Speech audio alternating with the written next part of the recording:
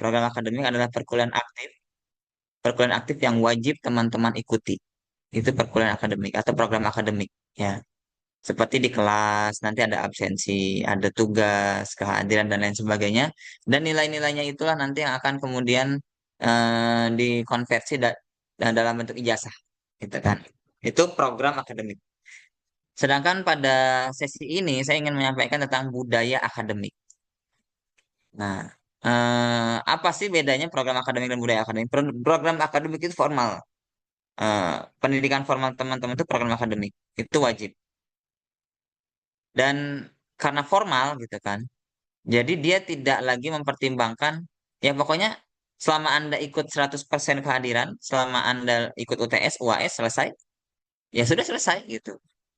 Terus tidak bolos gitu kan. Anda kehadiran 100%, kehadiran tidak di bawah tidak tidak pokoknya kalau mau absen, mau apa tidak di bawah 3 kali. Kemudian Anda mengikuti UTS, UAS, mengerjakan tugas, ya itu program akademik. Tapi di sini ada yang namanya budaya akademik. Kenapa kita perlu kenalkan budaya akademik? Ya, saya tidak tahu ya, tapi saya berharap teman-teman semua bisa 100% semuanya bisa lulus ya di Studi Darul Quran dari sekarang dari PBAK ini sampai lulus 100% semuanya tidak ada yang keluar. Tetapi meskipun nanti mungkin qadarullah ada hal yang lain dan lain sebagainya, budaya akademik ini akan tetap teman-teman temukan gitu. Jadi teman-teman tidak akan lepas dari budaya akademik dimanapun. Saat saya mau kuliah ke luar negeri aja lah di Indonesia bosen atau di Indonesia nggak menjamin pendidikannya, ya silahkan. Tapi teman-teman akan ketemu budaya akademik dan yang lebih ketat. Gitu. Jadi berbeda dengan program akademik itu adalah program yang mungkin ditentukan oleh perguruan tinggi dan setiap perguruan tinggi berbeda. Tetapi budaya akademik ini adalah budaya yang harus ditanamkan oleh seorang mahasiswa dan juga dosen dimanapun, mau S1, S2, S3, mau di Indonesia, mau di Malaysia, ataupun di Brazil, gitu kan. Karena ada kampus di Brazil, di Argentina, atau di mana di kampus-kampus di Eropa pun juga sama, ini budaya akademik. Nah, maka kenapa perlu dikenalkan? Karena teman-teman tidak akan menemukan budaya akademik hanya di studi Al-Quran. Tetapi budaya akademik akan teman-teman banyak temukan di kampus-kampus lainnya. Oke, baik. Nah, sekarang saya mungkin pengen tanya dulu nih. Apa sih mahasiswa itu? Coba. Apa yang Anda ketahui tentang mahasiswa? Siapa yang mau menjawab ini? Silahkan. Nanti saya kasih hadiah kalau ke sini ya. Kalau ke sini. Kalau nggak ke sini ya nggak dapat hadiah. Silahkan. Apa yang Anda ketahui tentang mahasiswa? Boleh ada yang mau berpendapat? Apa sih mahasiswa itu? Siapa sih mahasiswa itu? Oke. Apa sih mahasiswa itu? Gitu kan. Nah, apa yang Anda ketahui tentang mahasiswa? Ada yang mau jawab? Boleh silakan yang mau angkat tangan. Elga. Ya, mahasiswa itu adalah orang yang belajar di perguruan tinggi. Oke. Orang yang belajar di perguruan tinggi. eh oke. Terus bedanya mahasiswa dengan siswa itu apa? Mahasiswa itu lebih belajarnya lebih mandiri. Kalau siswa masih mengandalkan mengandalkan guru. Oke. Ya. Mengandalkan guru ya. Oke. Baik. Bagus juga. Jawabannya baik ya, Elga. Nah, nanti boleh. Kalau Elga ini kelas karyawan atau kelas hybrid? Kelas hybrid, Ustadz. Oh iya, nanti kalau ke Stiwa aja kamu bisa tagih ke saya ya hadiahnya. Ya, baik. Oke, mahasiswa itu adalah yang bersekolah di perguruan tinggi atau yang belajar di perguruan tinggi dan punya kemandirian dalam belajar atau kebebasan berpikir, begitu ya. Nah, sekarang pertanyaannya, kenapa sih sekarang itu banyak lembaga-lembaga negara, kementerian-kementerian dan lain sebagainya, itu menuntut para pegawainya atau pegawainya ya, itu harus S1 minimal. Meskipun ada yang menerima SMA ya, tapi kenapa mayoritas ya? Mayoritas itu menerima S1 minimal. Apa yang istimewa sih dari mahasiswa yang lulusan S1 dibandingkan yang SMA? Ya, lulusan apa ya, lulusan sekolah biasa gitu. Apa?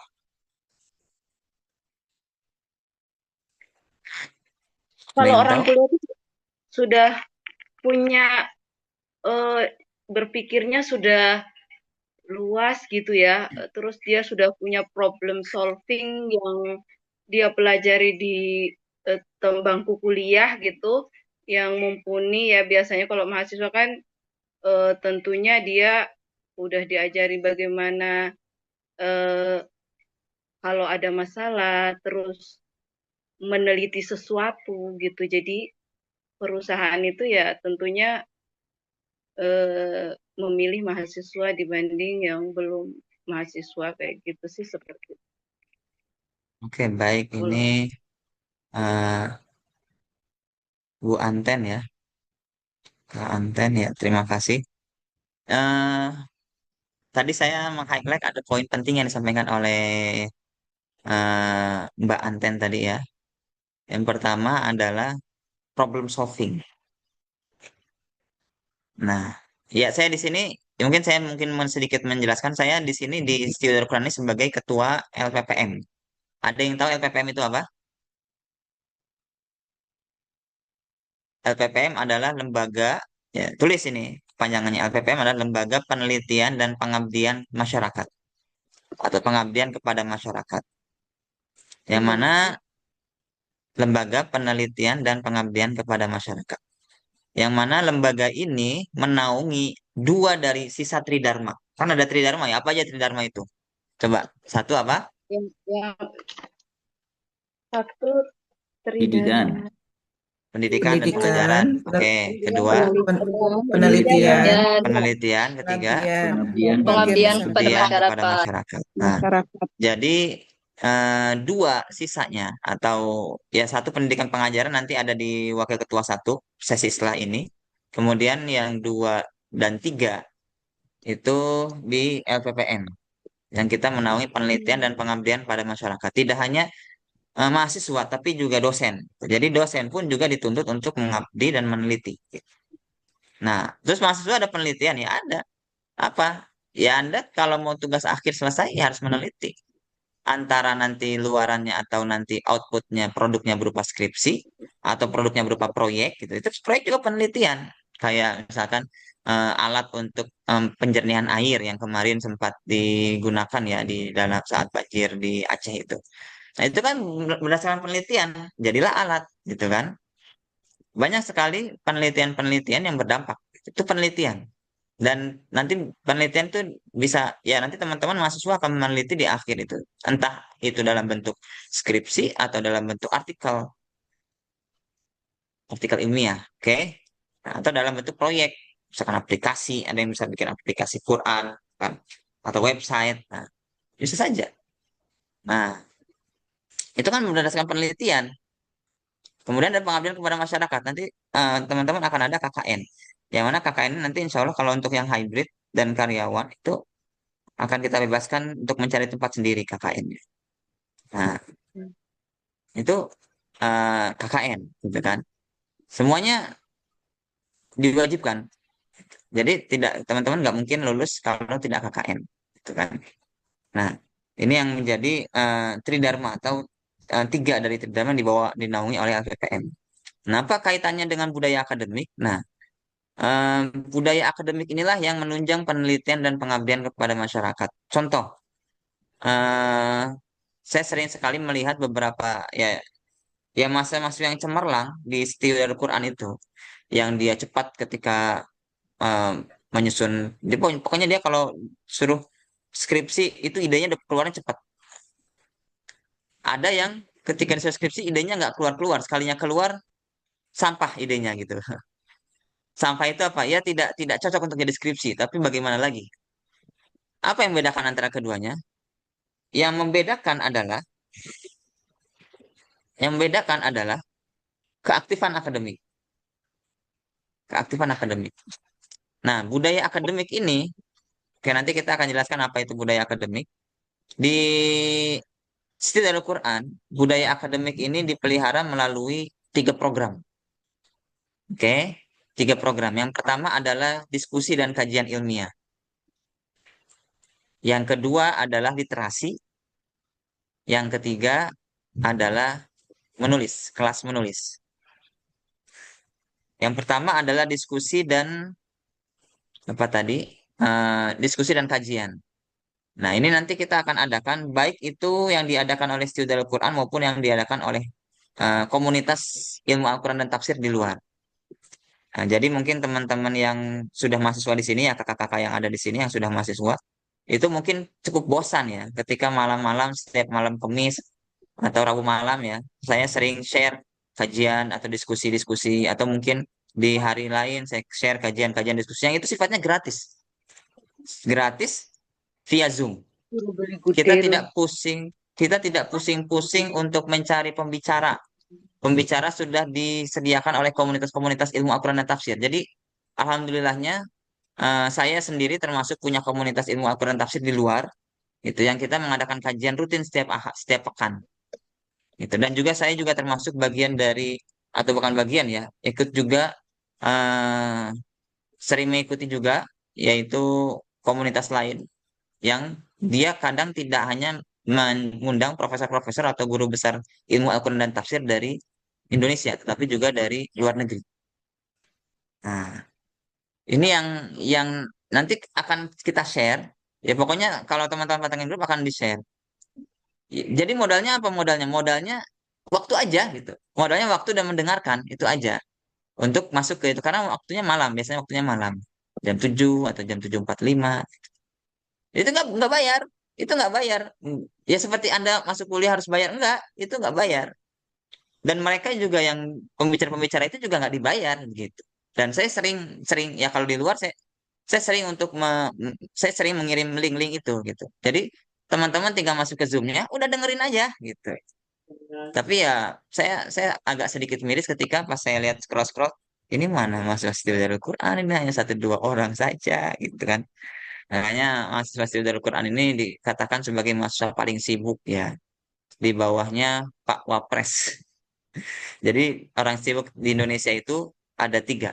Pak Prabowo, kemudian Pak Gibran, bawahnya lagi mahasiswa Darul Quran. Sampai-sampai diskusi dan kajian aja susah sekali untuk hadir. Ini yang miris sebenarnya.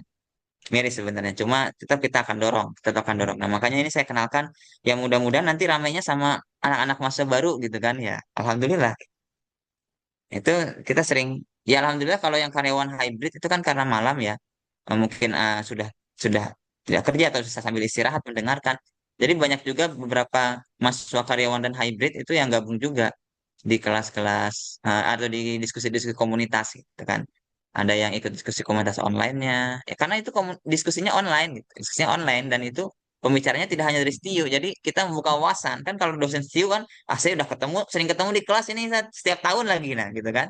Nah, ini nggak bicaranya dari luar, menambah wawasan baru dan itu gratis teman-teman. Itu akan kita selalu share setiap pekannya. Nah, itu yang di luar yang diinisiasi oleh kampus ya. Dari 4 mazhab mu'tabar. Ya, mau di mute dulu, teman-teman. Jadi itu yang sering di share oleh atau yang sering diadakan oleh komunitas-komunitas luar. Yang saya tetap akan share, selalu akan saya share gitu. Nah, adapun yang diadakan di Stiu kita ada nanti ada kajian pekanan, kitab, ada diskusi pekanan, diskusi artikel dan lain sebagainya. Itu diskusi. Kemudian yang kedua kita ada literasi. Nah, ini alhamdulillah perpustakaan kita luas. Ini saya lagi di perpustakaan. Di perpustakaan kita luas. Buku-bukunya juga buku-buku baru, buku-buku turos, buku-buku bahasa Indonesia semuanya ada. Nah, saya harapkan ini nanti teman-teman yang karyawan atau mungkin nanti yang hybrid kalau ke sini, silakan untuk membuka atau datang ke perpustakaan baca buku gitu kan. Nah, ini saya sangat disayangkan kemarin ketika kita sudah perpustakaan sudah enak, sudah dikasih AC, sudah dikasih bean bag, itu dipakai buat tidur-tiduran, buat istirahat, bukan buat baca buku. Ini yang saya sangat sangat miris sebenarnya. Makanya untuk tahun ini saya tidak mengajukan AC untuk perpustakaan karena perpustakaan bukan tempat ngadem, tapi tempat untuk membaca. Kita punya banyak buku, kita beli banyak buku, sayang tidak dibaca. Nah, makanya saya juga wajar gitu. Oh, wajar ini literasi Indonesia ini rendah. Oh, mahasiswanya aja nggak pernah ke perpustakaan gitu kan. Yang mahasiswa loh yang wajib membaca tidak pernah ke perpustakaan, apalagi yang tidak mahasiswa gitu kan, yang lulusan SD SMP. Ya wajar literasi masyarakat Indonesia rendah. Makanya ini kita sebagai ya ya kemarin kita oleh Perpusnas disebut sebagai pejuang literasi, penerbit, kemudian yang berusaha itu pejuang literasi. Dan alhamdulillah kita juga di sini ada mahasiswa yang menginisiasi gerakan literasi di masyarakat. Nah, mungkin teman-teman ada yang pernah kenal dengan tongkrongan literasi. Ini luar biasa. Mahasiswa kami, mahasiswa Studi Darul Quran ini yang mengadakan itu dan mengadakannya di luar. Mungkin teman-teman yang tadi ada yang di Natura ya tadi ya rumahnya di Natura. Itu mungkin sering mampir ke situ ya. Tongkrongan literasi itu yang menginisiasi mahasiswa kita juga, mahasiswa kita. Meskipun memang itu memang mereka mandiri, tidak tidak ada dukungan dana kampus, tapi luar biasa itu bisa maju. Nah, ini adalah hal-hal yang mungkin teman-teman bisa ambil sebanyak-banyaknya. Nah, ini termasuk budaya akademik ya, budaya akademik. Bagaimana teman-teman ikut diskusi, teman-teman sering baca literasinya kuat. Kemudian nanti ada kelas menulis ya, ada kelas menulis. Nanti teman-teman yang bingung, Ustaz, saya nanti mau skripsi gimana ya? Saya nggak bisa nulis. Nanti ada kelas menulis. Kita ada beberapa mahasiswa yang kita tunjuk sebagai tutor, gitu kan. Jadi nanti teman-teman akan dibimbing oleh tutor-tutor dari mahasiswa untuk menulis, bagaimana menulis skripsi, dan nanti juga kita ada reward ya. Jadi teman-teman yang suka nulis esai gitu, insight-insight Islami, insight-insight atau wawasan-wawasan tafsir, diterbitkan di website, itu nanti kita akan kasih uang, gitu. Dananya dari kampus. Kita kasih uang, kita bahkan nanti syukur-syukur kalau ternyata si website yang menerbitkannya itu juga ngasih uang, gitu kan. Jadi teman-teman tidak perlu takut miskin kalau teman-teman punya hobi dan punya skill menulis. Untuk artikel, nah nanti teman-teman kalau menulis artikel itu insya Allah akan kita bantu pendanaannya, pendaftarannya, kemudian untuk apresiasinya kita kasih uang juga. Daftarnya bayar, kita bayarin, terus kita kasih uang juga. Nah, kurang apa? Ini untuk mendorong agar teman-teman bisa publikasi artikel ilmiah. Apa itu artikel ilmiah? Jadi tulisan itu ada dua. Ada esai ilmiah, ada artikel ilmiah. Kalau esai ilmiah itu esai ilmiah itu adalah tulisan-tulisan, mungkin saya perlu di close dulu ya. Nah, misalkan saya contoh tulis ada tafsir Quran.id.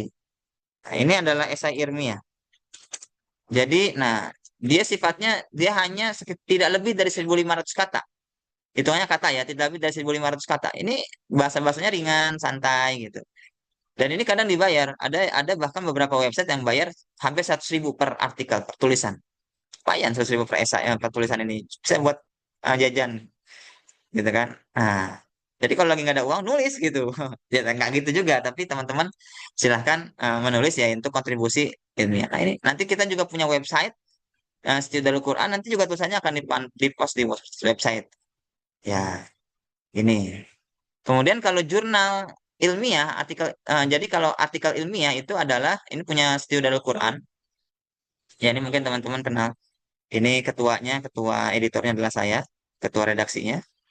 Nah, ini adalah jurnal punya kita, jurnal ilmu kajian ulumul Quran. Nah, jurnal itu adalah kumpulan-kumpulan artikel ilmiah. Nah, ini satu jurnal nih, ini jurnal. Isinya apa? Ada satu, dua, tiga artikel ilmiah, empat, ada 9 ya, 9 artikel. Nah, artikel ilmiah itu apa? Artikel atau ya artikel hasil penelitian, makanya disebut ilmiah karena hasil penelitian, ada referensinya, yang ditulis minimal 5.000 kata dan maksimal 12.000 kata. 5.000 sampai 12.000 kata. Itu artikel ilmiah. Kalau esai tadi lebih sedikit, sekitar 500 sampai 1.500 kata. Nah, kalau ini memang lama penerbitannya ya. Penerbitannya cukup lama.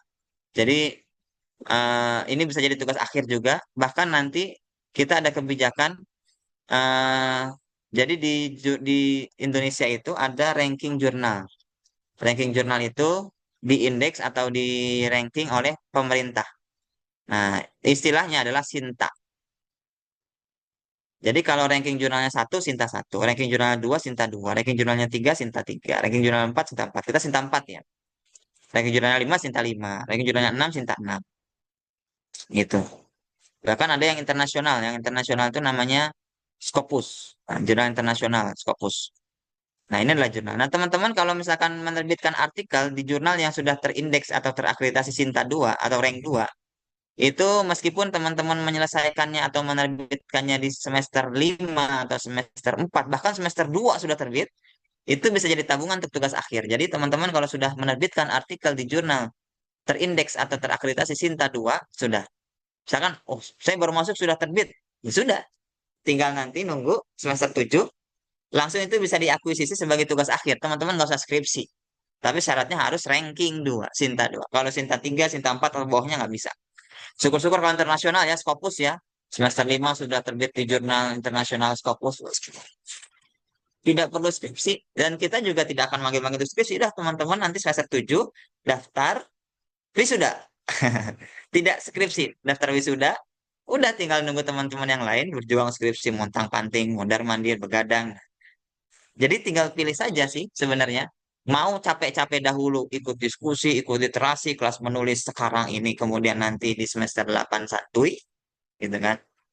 Atau mau santuy-santuy sekarang, yang penting saya masuk kelas, yang penting saya bisa ikut UTS, bisa ikut UAS, selesai tugas kuliah, gitu kan.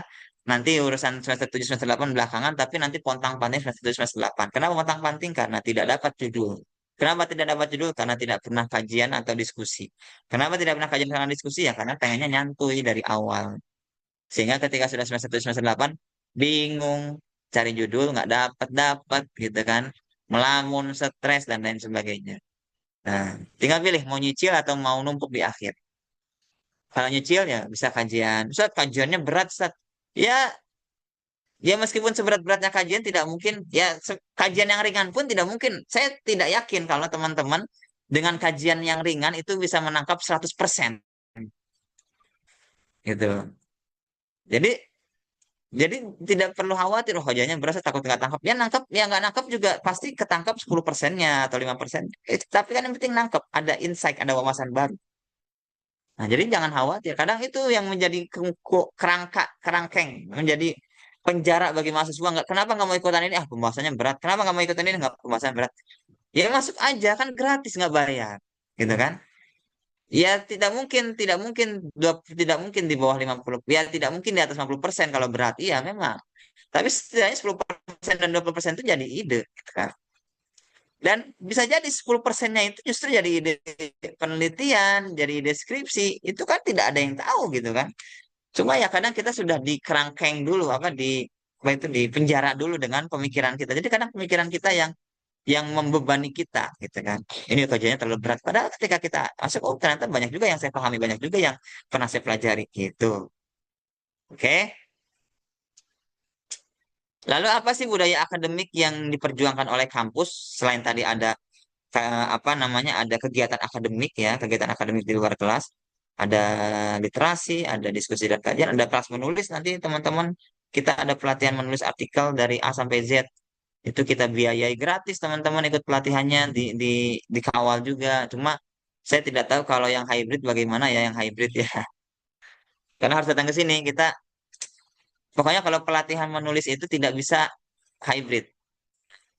Jadi teman-teman mau tidak mau, ya misalkan saat kita misalkan Online nanti ah saya tidak pernah mengikuti kelas menulis online gitu. Saya tidak tahu ya, tapi saya karena memang tidak pernah mengikuti kelas menulis online.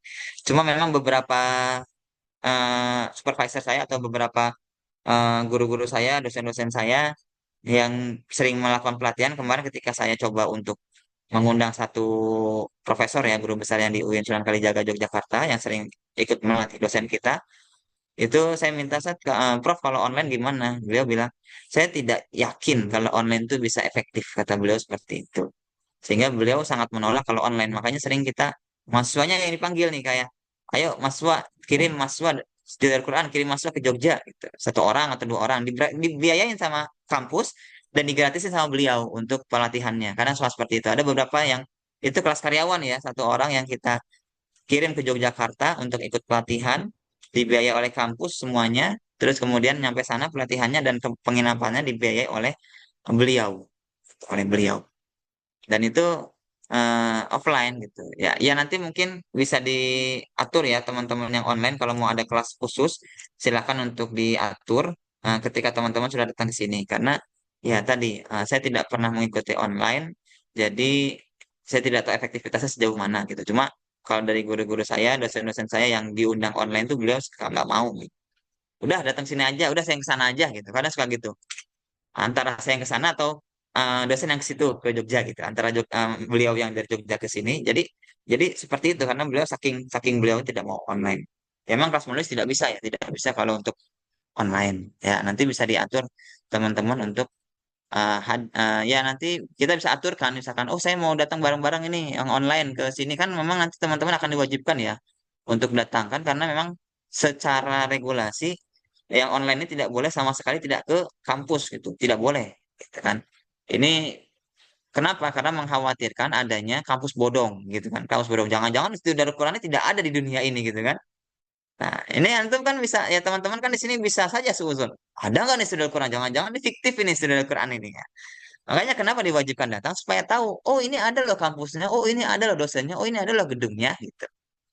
Ya maka nanti teman-teman akan tetap wajib gitu ya. Mungkin saat nanti aja pas kita bareng-bareng. Tapi ya selama ini sih ketika teman-teman offline jadwalnya padat gitu. Jadi untuk diisi pelatihan yang lain akan sulit.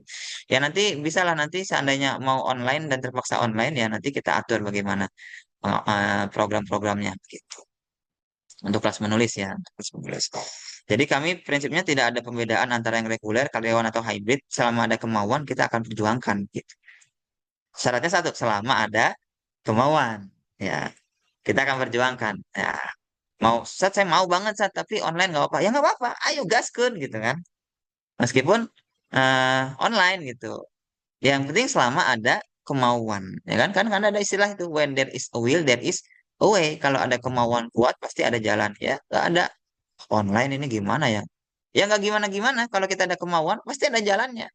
Pasti terjadi gitu. Ya tinggal teman-teman mau atau tidak. Oke, ini ada 5 poin hierarki budaya akademiknya. Yang pertama etis. Apa itu etis? Ada yang tahu etis itu apa? Kalau tadi sesi sebelumnya teman-teman ada 5 culture DKM. Ini ada 5 hierarki budaya akademik. Yang 5 poin ini sebenarnya teman-teman itu tidak hanya di STIU gitu. Mungkin teman-teman sebelumnya yang pernah kuliah pernah juga ketemu sama istilah-istilah ini gitu kan. Ah, etis pertama etis adalah berdasarkan etika. Apa maksudnya? Maksudnya kerja-kerja kita atau mahasiswa itu harus mempertimbangkan etika, baik itu di dalam di dalam sikap, interaksi sosial, interaksi sosial, baik itu di medsos ataupun di dunia nyata, ataupun yang ketiga adalah ataupun dalam akademik, itu etika. Jadi bedanya, oke lah setiap setiap budaya ada etika sendiri. Tetapi di mahasiswa, etika yang paling dijunjung tinggi adalah etika akademik. Nah, kenapa sih kemarin ketika ada wisuda-wisuda di SD, SMP, SMA itu dipermasalahkan wisuda-wisuda itu? Apalagi kemarin sempat viral ya, guru SD, guru SMP wisuda tapi pakai baju-baju ala-ala profesor guru besar gitu. Kenapa itu dipermasalahkan? Ah gitu doang, kenapa dipermasalahkan? Karena ini berkaitan dengan marwah akademik. Marwah akademik adalah perjuangan yang tidak lama, tidak pendek, gitu kan? Perjuangan panjang. Seorang guru besar itu perjuangan panjang, berdarah-darah untuk mencapai guru besar. Ini cuma guru S1, lulusan S1 pengen pakai baju seperti itu. Nah, itu sama dengan menjatuhkan marwah akademik. Nah, ini adalah etika. Termasuk teman-teman ketika mengerjakan tugas misalkan plagiat, ada punya orang nggak akan ketahuan dosen ini tugasnya saya tiru saya copy paste aja, tinggal copy paste tuh nggak kita nggak nulis nggak ngetik nggak bikin redaksi atau narasi yang berbeda, udah apa yang ditulis orang kita pindahin ke tugas kita. Nah itu tidak etis. Ini adalah etika akademik ya tidak etis. Terus teman-teman misalkan oh tugasnya ngejoki. Tugas saya harus sibuk pengen tapi tugasnya pengen selesai ngejoki. Iya. Ya oke, secara program akademik teman-teman selesai itu. Nah, tugas selesai, UTS selesai, UAS selesai. Selesai, dapat nilai, tetapi tidak etis. Inilah pentingnya kenapa saya sering katakan, bahkan di tahun lalu saya sering menyampaikan, ayo panitia PBAK, kita harus jelaskan budaya akademik nih ke mahasiswa baru. Karena ini sangat ya sangat rentan gitu, sangat etika di banyak joki, ya teman-teman tahu lah, ada joki skripsi, ada joki tesis, disertasi, gitu kan. Tinggal bayar 13 juta selesai skripsi. Tinggal bayar 20 juta selesai disertasi. Kan banyak seperti itu kan. Itu tidak etis. Nah, ini perlu kita jelaskan. Nah, tapi apakah kita mengikuti mayoritas? Saya ingat sekali guru kita itu. Jangan mengikuti mayoritas, karena mayoritas itu belum tentu benar. Tapi ikutilah kebenaran. Ikutilah kebaikan. Jangan ikuti orang benar, jangan ikuti orang baik. Kadang orang benar, orang baik itu bisa salah, bisa jahat. Tapi ikuti kebenaran dan kebaikan. Dan budaya akademik itulah 5 poin ini yang kita ikuti. Jangan ikuti dosen, karena dosen pun juga kadang ada yang khilaf tidak etis. Tapi ikutilah bagaimana etika itu. Bahkan nih teman-teman ya, saya buka sedikit ini jurnalnya. Di jurnal kita ada istilah, nah ini, publication ethic, etika publikasi. Di jurnal kita ada publikasi etik atau etika publikasi. Nah, ini etika. Jadi, apa itu etika publikasi? Nah, seperti ini. Nah, fair play. Jadi tidak ada kayak kayak saya punya orang dalam ini, pengurus jurnal ini. Lolosin saya dong jurnalnya dong buat tugas akhir. Nggak bisa. Bahkan kita ini mengecek ini aja itu nggak saling kenal. Misalkan si ada artikel, penulisnya nggak kenal sama yang menilai artikelnya. Si yang nilai artikel nggak kenal sama penulisnya. Itu saking benar-benar menjaga etika. Dan kalau etika itu di sini di jurnal ini apa tidak dijaga etikanya, publikasi etik ini tidak dijaga, sudah bisa jadi jurnal yang kita kelola ini secara ranking diturunkan atau mungkin diblokir oleh pemerintah karena tidak sesuai dengan etika. Ya meskipun ada saja yang lolos, tapi secara lingkungan akademik, etika itu nomor satu. Pakai AI, akal imitasi atau artificial intelligence. Boleh nggak? Boleh. Etis nggak? Nah, bagaimana cara supaya kita pakai AI yang etis? Ya kita jelaskan. Kalau kita ngerjakan tugas, makalah, kita jelaskan bagian mana yang menggunakan AI. Apa promnya, gitu kan? Tulis di bawahnya ada. Nah, makanya kalau di jurnal ini kita ada, boleh pakai AI. So, nggak ada yang larang nih. AI usage policy. Apa artinya AI usage policy itu? Kebijakan penggunaan AI. Boleh teman-teman pakai AI. Boleh. Nggak haram. Lapor sama saya kalau ada dosen yang mengharamkan AI. Lapor sama ketua STIU kalau ada dosen yang mengharamkan AI. Lapor sama Kaprodi sama wakil ketua kalau ada dosen yang mengharamkan AI. Kita datengin dosennya. Nah, nggak boleh mengharamkan AI. Ya, AI itu boleh. Tetapi ada penggunaannya. Tuh. Intinya apa di sini? Bahasa Inggris ya.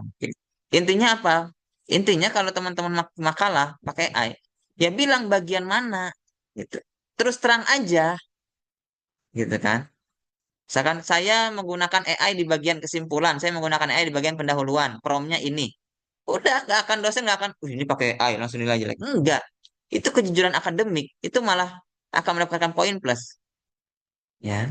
Daripada teman-teman ternyata ketahuan menggunakan AI tetapi tidak ngaku. Ini etika. Kemudian yang kedua adalah bertanggung jawab. Apa itu bertanggung jawab? Ya semuanya bisa dipertanggungjawabkan. Apa yang teman-teman tulis Anda harus bertanggung jawab. Misalkan nih, ada unsur politik, ada unsur sara, ya. Ya Anda yang bertanggung jawab gitu. Penulis yang bertanggung jawab. Nah, ini dalam akademik. Ya. Saya nulis buku, di situ ada kesalahan-kesalahan, ya saya bertanggung jawab. Kemudian di situ ada apa namanya? Ada ternyata ketahuan plagiat, ya saya bertanggung jawab resiko. Ya teman-teman begitu juga kalau teman-teman ketahuan plagiat, ketahuan menggunakan AI tapi tidak ngaku, ya teman-teman harus tanggung jawab dengan resiko-resikonya. Ya bisa jadi tidak diluluskan mata kuliahnya. Bisa jadi nanti. Ya ini juga bertanggung jawab ini tidak hanya dalam tadi juga kayaknya sesi sebelumnya sudah disebutkan juga ya bertanggung jawab ya dalam culture DKM. Nah ini juga kita juga bertanggung jawab dalam akademik. Cuma contohnya bertanggung jawab ya Anda nulis tuh makalah untuk tugas kuliah. Ya, bertanggung jawabnya Anda gimana? Ya, Anda paham apa yang Anda tulis dan Anda jelaskan di depan kelas. Jangan sampai Anda tidak memahami apa yang Anda tulis itu tidak bertanggung jawab. Nah, tugas makalah. Wah, saya tidak tahu. Saya nulis punya orang, ngutip punya orang. Ya, nggak bisa. Harus tanggung jawab, harus tahu apa yang disampaikan. Itu bertanggung jawab. Yang ketiga, aktif. Aktif di sini ya, ya teman-teman aktif. Eh, Aktif ya, keaktifan. Teman-teman bertanya, menjawab, tanya jawab. Nah, di kelas tuh aktif saja nanya, gitu kan? Jangan jangan jangan apa ya? Jangan malu bertanya seperti jalan gitu. Yang malu-malu untuk bertanya, aktif saja bertanya. Ya, meskipun ujung-ujungnya, misalkan, Ustaz, saya nanyain nilai ke dosen kok dimarahin ya. Ya nggak apa-apa. Ya saya pribadi ya kalau ada yang nanya, ya saya akan, ya saya senang gitu kalau ada yang nanya. Berarti memang ada yang mengingatkan. Ya meskipun tidak semua dosen seperti itu. Aktif bertanya, tanya saja. Mengkritik misalkan, Ustaz, saya kok nggak sesuai dengan pandangan Anda. Ya tidak apa-apa. Namanya juga ya di mahasiswa seperti itu. Anda tidak wajib sami'na wa ta'na 100% sama dosen gitu. Seandainya Ustadz saya agak tidak setuju, silahkan disampaikan dengan etika. Nah, ini etis lagi. Nomor satu etis. Sampaikan dengan etika. Bukan apa-apaan ini, enggak gitu. Tapi Ustadz, maaf, saya ingin izin berkomentar. Sepertinya saya punya pandangan lain terkait hal tersebut gitu. Jadi modelnya seperti itu. Saya punya pandangan lain terkait hal tersebut. Jadi dari bacaan saya menemukan bla bla bla bla bla bla. Nah, itu kira-kira bagaimana Ustadz? Nah, itu sangat baik. Nah, ketika perkuliahan atau nanti ketika diskusi menyampaikan hal itu sangat baik sekali. Keaktifan. Oke.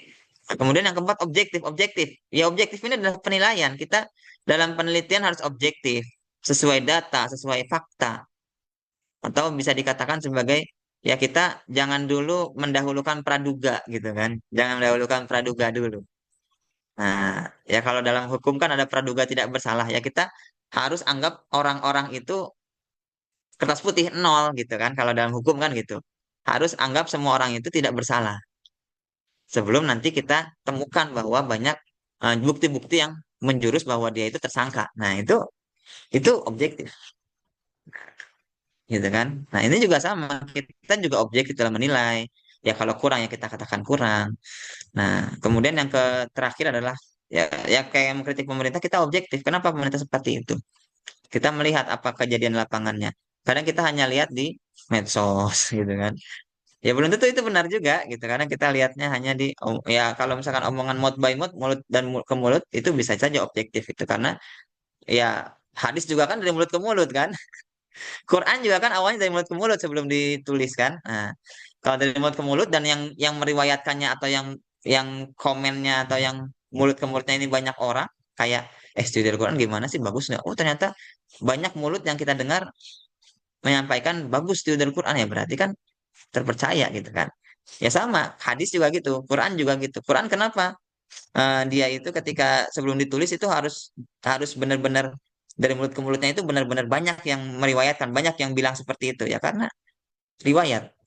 Itu objektif ya. Jadi teman-teman bisa dari mulut ke mulut yang banyak misalkan meskipun nih, misalkan tentang tentang kebijakan pemerintah A misalkan. Nah, ternyata banyak banyak mulut ke mulut yang menyampaikan bahwa jangan di medsos ya, medsos itu banyak, nah, media sosial itu banyak palsuan.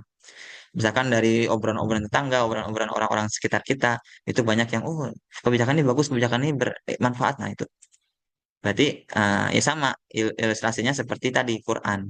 Quran juga kan awalnya dari mulut ke mulut juga, gitu kan. Sehingga tertulis dan terjaga sampai sekarang. Oke, itu objektif. Yang kelima adalah konstruktif atau konstruktif membangun. Ini sebagai poin kritik kritik semuanya ya. Kalau teman-teman mau mengkritik, gitu kan. Ini 5 poin ini bisa jadi landasan. Beretika, bagaimana mengkritik sesuai beretika, bertanggung jawab, tanggung jawab terhadap apa yang kritik yang kita sampaikan. Kalau itu kesalahan pada kita, kritiknya ya kita harus bertanggung jawab. Aktif, kemudian aktif ya, aktif itu ya tidak hanya aktif bertanya, tapi aktif mencari referensi. Tadi dijelaskan bahwa mahasiswa itu bisa belajar atau dia juga tidak belajar hanya di kelas, gitu kan ya aktif. Jangan jadi mahasiswa kupu-kupu, kuliah pulang, harus aktif. Aktif mencari literasi sendiri, aktif mencari referensi sendiri, aktif membaca, aktif mengikuti kajian. Nah, itu harus aktif. Ya, teman-teman kalau lihat ya, beberapa mahasiswa ada yang benar-benar mahasiswa kayak siapa tuh yang rame itu di UI itu Fatimah ya. Ya, dia aktif di organisasi, aktif dalam membaca, aktif berdiskusi. Makanya kenapa ide-idenya atau segala kata-kata dan counter-counter yang dia sampaikan itu selalu ngena karena dia aktif, aktif membaca. Nah, ya kan lucu kan ada mahasiswa demo Misalkan turunkan apa gitu, turunkan BBM atau apa gitu, turunkan presiden dan lain sebagainya, datang ke gedung DPR atau turunkan DPR, tapi tidak tahu apa yang dikritik, apa poin penting yang dikritik. Hentikan UU apa gitu, RUU TNI dan lain sebagainya, tapi nggak tahu apa yang dikritik. Itu kan lucu. Yang penting saya dapat nasi bungkus. Nggak bisa. Caranya gimana? Ya dia aktif, aktif bertanya, aktif mencari informasi. Kemudian setelah dapat informasi, dia objektif, menimbang-nimbang informasi, lalu konstruktif. Konstruksi itu apa konstruksi? Membangun, bangunan. Berarti membangun konstruktif itu. Membangun atau mengkritik sesuatu yang membangun. Memberikan kritik, memberikan pandangan yang membangun, konstruktif. Tidak menjatuhkan, itulah budaya akademik. Jadi teman-teman misalkan ada sidang skripsi. Sidang skripsi itu bukan untuk menjatuhkan mahasiswa, tapi untuk membangun mahasiswa agar kualitas tulisannya lebih baik. Anda presentasi di kelas, kemudian diberikan perbaikan-perbaikan oleh dosen koreksi. Itu konstruktif. Agar tulisan Anda, agar karya Anda, agar Anda pribadi itu bisa menjadi mahasiswa yang lebih baik. Nah, itu konstruktif. Nah, sama ketika kita mengkritik mengkritik apapun itu, mengkritik kampus misalkan, ya kita tidak silahkan teman-teman mengkritik studi dari Quran yang membangun. Kita tidak butuh solusi tapi kritik yang membangun. Membangun itu bagaimana? Apa indikator kritik yang membangun itu? Yaitu kritik yang mengarah kepada kebaikan yang itu bisa diperbaiki. Gitu. Yang sudah ya kita kadang kalau misalnya sekali mau pemerintah kan ramai ya kalau mau kritik pemerintah itu tidak kita harus dikasih solusi. Ya memang seperti itu karena memang terkadang eh, solusi itu bisa menjadi salah satu alternatif ya meskipun tidak tidak tahu ya apakah nanti dilakukan atau tidak ya setidaknya ada solusi. Ngapain nyari solusi kan itu tugas pemerintah. Iya, kita sebagai rakyat sebagai yang dalam budaya akademik itu konstruktif itu sebagai bagian dari kritik gitu atau bagian dari penyampaian harus konstruktif. Makanya kita nanti dosen memberikan penyampaian-penyampaian, perbaikan-perbaikan ketika teman-teman melakukan penelitian atau melakukan hal-hal yang lain sebagainya di kelas itu adalah bagian dari agar membangun dan memperbaiki teman-teman. Jadi tidak tidak hal-hal yang tidak bisa diperbaiki gitu. Maksudnya gitulah. Ya, misalkan, ih kamu jelek gitu. Ya itu nggak bisa diperbaiki. Mau operasi plastik gitu kan? Nggak bisa. Gitu. Nah, itu tidak konstruktif. Maka konstruktif itu seperti coba tulisan ini. Nah, jadi nggak juga ketika dia punya tulisan, kok kamu otaknya gini banget sih, otaknya belet banget, IQ jongkok kamu ya. Nggak gitu, itu nggak konstruktif. Nah, kalau ada dosen yang seperti itu, ya itu tidak konstruktif. Silakan Anda tidak sukai tidak apa-apa. Tapi dosen yang konstruktif adalah ketika dia langsung ke substansinya, memberikan apa yang salah di situ. Jadi tidak langsung, kamu IQ jongkok ya, sudah saya kasih tahu gini gini gini gini. Sudah saya susah untuk ngurusin kamu, dah kamu IQ jongkok. Alhamdulillah di Studi nggak ada. Meskipun secara ya mungkin secara akademik agak kurang, tapi tidak pernah dari dosen Studi yang di dosen Studi Al-Quran ya yang yang keluar kata-kata tersebut. Ya Alhamdulillah kita di Deki ini, Masya Allah ya, di Studi Deki ini mungkin teman-teman bisa dengar dari eh, apa namanya testimoni dari teman-teman atau dari senior-seniornya. Anda tidak mungkin misalkan, oh ini dosen hanya masuk 2 kali selama pertemuan gitu. Kalau saya dulu kuliah sering banget ketemu sama dosen yang cuma masuk 3 kali, dosen yang ketemu cuma masuk 2 kali, bahkan nggak pernah masuk sama sekali gitu kan. Tiba-tiba UTS, tiba-tiba UAS nggak pernah masuk, tiba-tiba ngasih UTS, ngasih UAS kan kurang ajar kayak gitu kan. Ya saya kadang suka menemukan dosen yang seperti itu, tapi alhamdulillah teman-teman di Studio Al-Quran tidak ada dosen-dosen yang seperti itu. Jadi teman-teman ketika bertanya juga aktif, bahkan kalau saya pribadi teman-teman bertanya malam-malam saya jawab, di luar jam kerja saya jawab meskipun tidak semua dosen setiu seperti itu ya. Ada yang memang memprioritaskan keluarga gitu. Tapi kalau saya pribadi ya kalau saya sedang pegang HP dan bisa jawab ya saya jawab. Kalau saya nggak bisa jawab ya saya nggak jawab gitu aja. Tapi saya tidak langsung ini gue malam-malam nggak tahu waktu kamu nggak gitu. Meskipun ada dosen setia Al-Quran yang seperti itu emang itu etika gitu kan. Teman-teman harus tahu jam kerja, jam karena mungkin ada dosen yang memprioritaskan keluarga di luar jam kerja gitu.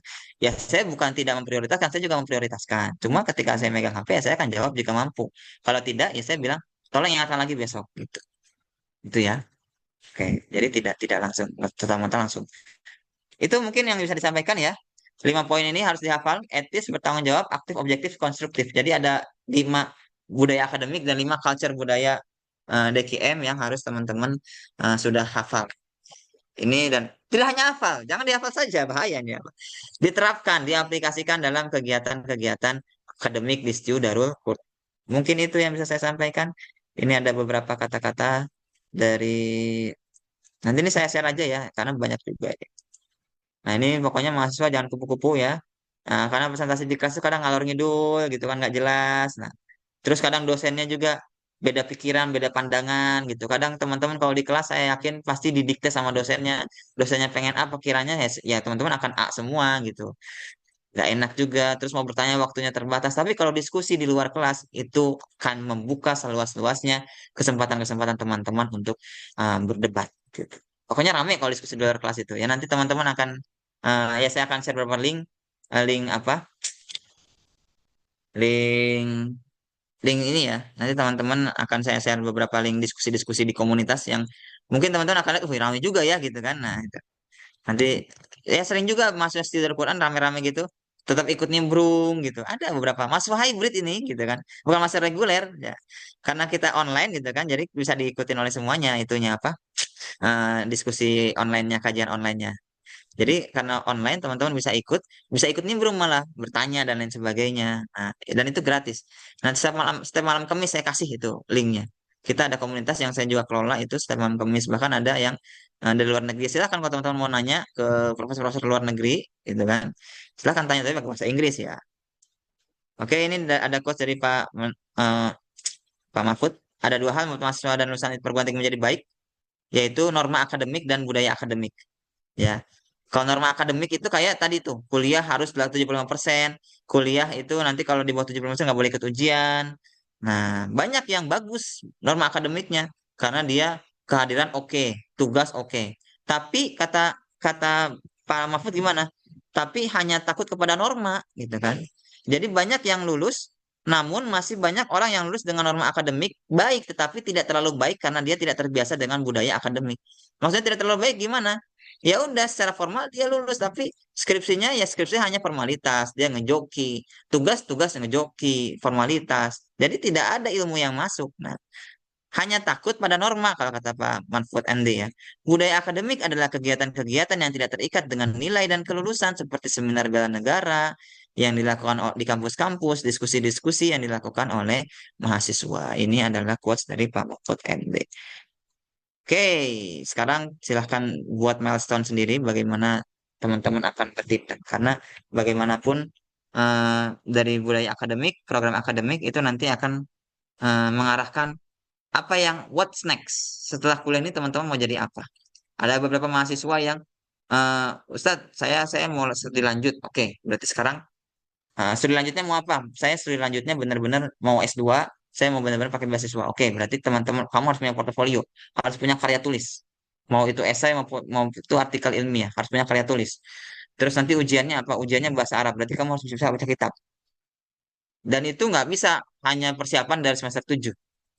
Kebanyakan sudah saya dadar, sudah saya benar-benar kayak ada kemarin saya mau mau S2 di apa double degree. Jadi 1 tahun di Depok di UI 3 Universitas Internasional Islam Indonesia, satu lagi di Birmingham di Edinburgh. Saya ingin dua itu. Oke, ya kamu harus punya ini bahasa Inggrisnya gini. Kita kita gembleng dari semester 3 atau bahkan gembleng dari awal-awal masuk, gitu kan? Karena nggak bisa kita cuma saya persiapan satu tahun dari semester 7 nggak bisa. Karena bikin portofolio punya artikel punya ini. Bahkan banyak juga yang dia tidak pernah ikut diskusi ketika dia ternyata tiba-tiba studi lanjut ya. Maksud tiba-tiba tuh dia nggak ada rencana, tiba-tiba studi lanjut. Kaget. Banyak yang dia tidak ketahui. Ternyata saya kuliah ini cuma gini-gini aja ya. Pas S2, banyak banget yang nggak saya ketahui. Nah, jangan sampai menjadi orang yang seperti itu. Wallahu a'lam bishawab. Silahkan Baik, teman-teman. Masya Allah. Kami ucapkan jazakumullah khairan pada Ustaz Fikri atas pemaparan materinya. Dan luar biasa ya penyampaian beliau dan mudah-mudahan budaya akademik mahasiswa ini bisa kita terapkan nantinya saat dalam berkuliahan. Baik, selanjutnya kita buka sesi tanya jawab dan karena waktunya terbatas, kami buka dari satu pertanyaan bagi Ustadz Ustazah yang ingin bertanya, silakan mengangkat mengangkat raise hand atau bisa langsung lewat chat. Silahkan. Dan sebelum bertanya, silakan memperkenalkan nama dan asal daerah terlebih dahulu. Baik, kepada Ibu Irma, silakan. Ya, Assalamualaikum Ustaz, izin bertanya Ustaz. Ya, Ibu. Assalamualaikum Silakan. warahmatullahi Waalaikumsalam Eh, warahmatullahi wabarakatuh. Ustadz, apakah ada hubungannya antara budaya akademik dengan karakter seseorang? Jadi ketika semakin tinggi ilmunya dia gitu, apakah bisa menurunkan rasa ego atau merasa diri lebih dari orang lain gitu? Karena ada beberapa yang saya temui gitu, dia sudah PhD, sudah S3 gitu ya, tapi sifat karakternya masih belum berubah. Apakah ini tidak apa budaya akademiknya tidak masuk ke dalam dirinya? Itu saat jazakallah. Assalamualaikum warahmatullahi wabarakatuh. Waalaikumsalam warahmatullahi wabarakatuh. Ya, ini berapa pertanyaan ini? Moderator, ada lagi yang nanya tuh. Satu pertanyaan Ustaz, karena waktu Oke, terbatas. ya, oke nanti boleh WA aja ya, Pak Ya, Amin ya. bisa lanjutkan diskusi lewat Ya, WhatsApp nanti. saya nanti menyampaikan ke panitia nanti saya jawab gitu. Oke, untuk Bu Irma, ya tadi ya ada norma atau program akademik, ada budaya akademik. Yang PhD itu oke lah dia memenuhi norma akademik karena sudah mencapai PhD atau doktoral. Tetapi ada yang namanya budaya akademik dan budaya akademik ini memang tidak semua PhD atau guru besar pun punya. Bahkan guru besar pun ada yang ngejoki loh gitu kan. Tapi guru besar juga ada yang ngejoki. Ini lah mirisnya di Indonesia. Jadi memang kalau kita benar-benar menjaga budaya akademik, ya perguruan tinggi atau mungkin pendidikan di Indonesia, pendidikan tinggi bahkan pendidikan di Indonesia akan maju gitu. Kenapa pendidikan Indonesia tidak pernah maju? Karena memang tidak ada budaya akademik gitu. Dia udah sistem begitu. Jadi memang kita perlu sekali budaya akademik dan kenapa kita kenalkan di sini? Karena tidak banyak budaya akademik dikenalkan di kampus-kampus. Nah, mereka hanya tahunya oh nggak boleh plagiat, oh nggak boleh pakai AI gitu. Mereka hanya tahunya itu, tapi tidak tahu bahwa ada budaya akademik yang perlu dijaga, yang itu membentuk karakter seseorang. Nah, termasuk ya mungkin kalau saya pribadi ya belum pernah menemukan profesor guru besar yang benar-benar ketika berbicara itu sombong. Sombong artian di sini dia punya ilmu tinggi sehingga menyalahkan kayak langsung menjudge. Salah kamu itu. Nggak. Kecuali memang benar-benar salah ya. Maksud salah itu ada beberapa dosen yang memang guru besar yang menjadi dosen saya itu yang benar-benar mengatakan salah itu kalau benar-benar metode yang dipakai salah gitu. Langsung dia belak-belakan salah ada yang seperti itu. Ini salah ini nggak gini gitu. Atau analisisnya salah, pembacaannya salah.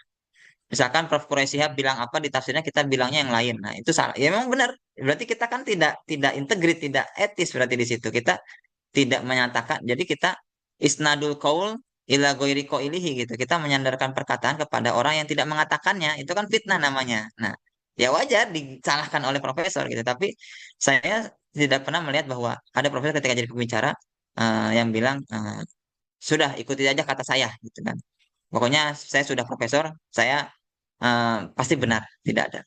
Bahkan sering saya melihat mendengar profesor itu yang ya kita sama-sama belajar, padahal udah guru besar, sama-sama belajar. Kita yang belajar, Prof, gitu. Ya, jadi memang budaya akademik ini kalau benar-benar disosialisasikan dengan baik, itu akan benar-benar mengakar pada tubuh seseorang.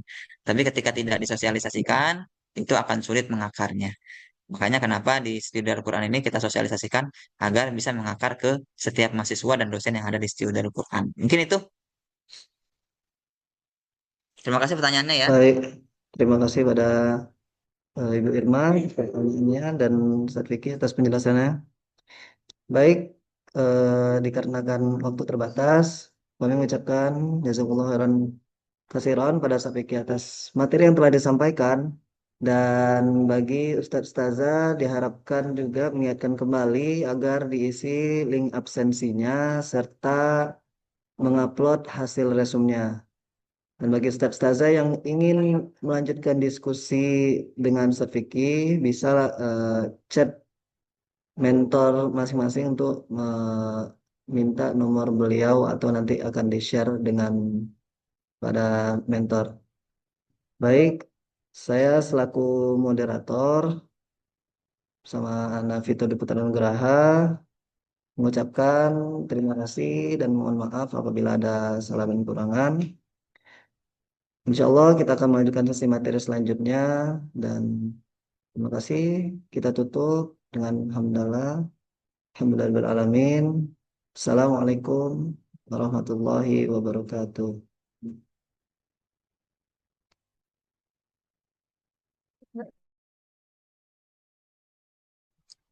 Saya izin live ya. Nah, Ustaz, syukur Ustaz. Wah.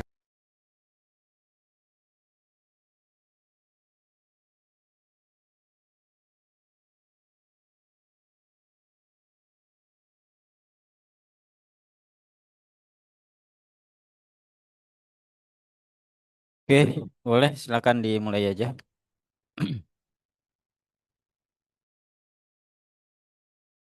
Bismillahirrahmanirrahim. Assalamualaikum warahmatullahi wabarakatuh. Waalaikumsalam warahmatullahi wabarakatuh. Alhamdulillahirabbil alamin. Segala puji bagi Allah Subhanahu wa taala atas limpahan rahmat dan karunia-Nya sehingga kita dapat berkumpul dalam kegiatan PBAK Stiu Darul Quran tahun 2026 meskipun secara daring. Salawat dan salam semoga tercurah kepada Nabi besar Nabi Muhammad SAW, keluarga, sahabat, dan seluruh pengikutnya hingga akhir zaman. Perkenalkan, saya Oviana sebagai moderator yang akan memandu jalannya sesi acara hari ini dengan materi yang penting yaitu pedoman akademik dan kurikulum IAT Stiu Darul Quran. Materi ini akan membantu teman-teman semua dalam memahami sistem pendidikan, struktur perkuliahan, dan hingga menyelesaikan studi dengan baik di kampus tercinta kita ini. Sebelumnya, saya akan membacakan CV dosen kita, Ustadz Anas Mujahidin, MAG. Beliau lulusan S2 Magister Agama dengan konsentrasi ilmu Al-Quran dan Tafsir. Saat ini menjadi dosen ilmu tafsir dan peneliti dalam bidang ilmu Al-Quran dan Tafsir. Tempat tanggal lahir beliau Sumbawa 16 Mei 1990. Alamatnya Pesantren Darul Quran Mulia Gunung Sindur. Pendidikan Fakultas Usuluddin PTIQ Jakarta tahun 2014. Magister IAT PTIQ Jakarta tahun 2017. Keahlian beliau menghafal Al-Quran, membaca Al-Quran, dan mengajarkan Al-Quran. Penguasaan bahasa beliau bahasa Indonesia, bahasa Inggris, dan bahasa Arab.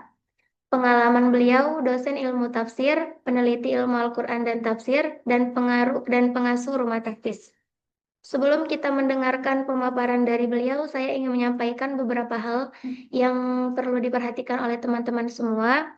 Wajib menyalakan kamera atau on cam selama materi berlangsung, kecuali ada kendala teknis tertentu. Silakan sampaikan melalui chat. Memohon untuk menonaktifkan mic agar tidak mengganggu jalannya materi. Silakan semuanya menyiapkan alat tulis atau catatan untuk mencatat poin yang penting selama materi berlangsung. Baik, beliau akan menjelaskan secara menyeluruh tentang visi dan misi kampus, profil program studi, sistem perkuliahan, kurikulum, proses pembelajaran, hingga penilaian akademik. Silakan disimak dengan baik karena informasi ini akan menjadi bekal penting dalam perjalanan akademik teman-teman semua. Bila ada pertanyaan, silakan dicatat terlebih dahulu dan akan kita buka sesi tanya jawab setelah materi selesai. Kepada Ustadz Anas Mujahidin MAG, saya persilakan. Baik, terima kasih kepada saudari moderator ya, Oviana. Bismillahirrahmanirrahim. Assalamualaikum warahmatullahi wabarakatuh. Waalaikumsalam warahmatullahi wabarakatuh. Alhamdulillah, wassalatu wassalamu ala rasulillah wa ala alihi wa ashabihi wa mawala. Wala hawla wala quwata illa billah. Sebelumnya Suara saya jelas ya? Jelas Baik, Ustaz. baik. Alhamdulillah pada pagi menjelang siang hari ini, eh, pada sesi yang ketiga, kita akan sama-sama menyimak tentang eh, perkuliahan dan tentang keakademikan di kampus kita ini. Tapi sebelumnya, eh, saya ingin mengucapkan terima kasih kepada panitia PBAK yang sudah memberikan waktu untuk menyampaikan materi ini. Eh, Mudah-mudahan apa yang disampaikan, apa yang kita dengar, ya bisa kita simak dengan baik, bisa kita catat begitu ya, supaya proses pembelajaran kita atau proses studi kita selama kurang lebih 8 semester ini berjalan dengan baik dan tidak ada yang sampai semester 9 semester 10. Baik, saya izin share screen ya. Em, ini dia. Sudah terlihat teman-teman sekalian? Sudah Ustaz. Oke, kalau sudah terlihat. Baik. Eh, Peta jalan akademik mahasiswa ini disampaikan pada acara pengenalan budaya akademik dan kemahasiswaan 2026. Ini juga saya sampaikan di eh, teman-teman yang reguler gitu ya. Karena sejatinya antara reguler maupun yang program mandiri karyawan itu sama saja, tidak ada bedanya. Sama-sama SKS-nya sama, akan menempuh pendidikan selama 4 tahun, dosennya juga sama, hanya yang berbeda adalah harinya. Kalau teman-teman reguler itu kuliahnya dari hari Senin sampai hari Jumat, maka teman-teman karyawan dan hybrid kuliahnya dari malam Jumat sampai hari Sabtu, 2 hari saja. Oke, dan kegiatan ini pengenalan budaya akademik. Nah, ini ada kata-kata akademiknya berarti berkaitan dengan perkuliahan. Tentu materi ini sangat krusial sekali ya bagi kita selaku mahasiswa baru. Oke, dari sisi keakademikan, ketika antum-antum ini menempuh pendidikan di STIU sampai 8 semester sampai nanti menjadi alumni, ada minimal 5 profesi yang bisa teman-teman ini kembangkan begitu ya. Setelah mengambil mata kuliah atau setelah menerima materi-materi perkuliahan di STIU. Profil yang pertama itu adalah sebagai seorang akademisi. Akademisi itu ya sebagai dosen, peneliti, ya sebagai dosen, ya dosen nanti bisa lanjut S2, bisa lanjut S3, bahkan bisa sampai guru besar. Ya di Indonesia sendiri banyak sekali guru besar dalam bidang ilmu keagamaan, khususnya ilmu tafsir. Terakhir tahun 2026 itu ada guru besar tafsir Maqasidi. Oh ternyata tafsir spesifik sekarang sudah bisa di SK-kan atau diangkat untuk menjadi guru besar, menjadi profesor. Ya, berarti spesialisasinya itu hanya di tafsir Maqasidi. Nah, itu eh, bisa begitu. Maksudnya seorang sarjana agama bidang ilmu Al-Quran dan tafsir itu bisa menjadi profesor atau guru besar. Kemudian dia juga bisa menjadi guru agama, pembina asrama, dan pimpinan pesantren. Kemudian bisa menjadi content creator atau seorang penulis, yaitu profil profil kita ya konten kreator, tentu konten kreator keagamaan. Sekarang kan di era digital yang sangat masif sekali ini, banyak sekali kita menemukan konten-konten keislamaan, keagamaan, sorry, konten-konten keagamaan yang Mungkin yang menyampaikan itu dia dapati dari AI, dia dapati dari membaca sekilas misalkan. Kredibilitasnya tidak kita ketahui. Nah,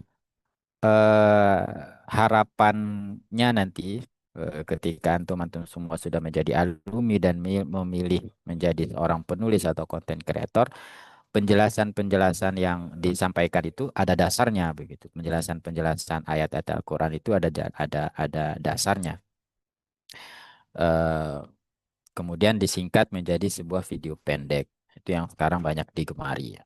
Atau sebagai penulis, kemudian bisa sebagai peneliti, dan bisa juga sebagai penyuluh agama dan sebagai pendakwah. Nah, itu ada 5 profil alumni eh, yang akan kami bantu ya dengan struktur kurikulum untuk mendukung profil tersebut.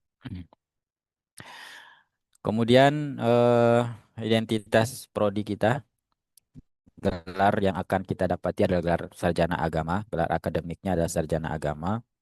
Kemudian status akreditasi saat ini masih baik. Insya Allah mohon doanya tahun depan kita akan mengadakan reakreditasi.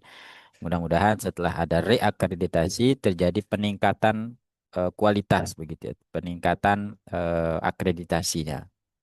Ya bisa ke baik atau bisa ke baik sekali atau mungkin tidak menutup kemungkinan menjadi unggul begitu ya. Kemudian durasi studi minimal 4 tahun, maksimal 7 tahun. Ya mudah-mudahan tidak ada yang lebih dari 4 tahun ya. Kalau 7 tahun berarti udah sampai semester berapa tuh? Semester 14 ya. Waduh, itu kalau sudah sampai semester 14 itu jadi apa? Donatur donatur tetap berarti itu. Selama 14 semester dia bayar SPP padahal dia tidak pernah kuliah. Karena argonya tetap jalan itu, teman-teman. Jadi jangan dikira tidak kuliah, tidak bayar. Itu tidak seperti itu.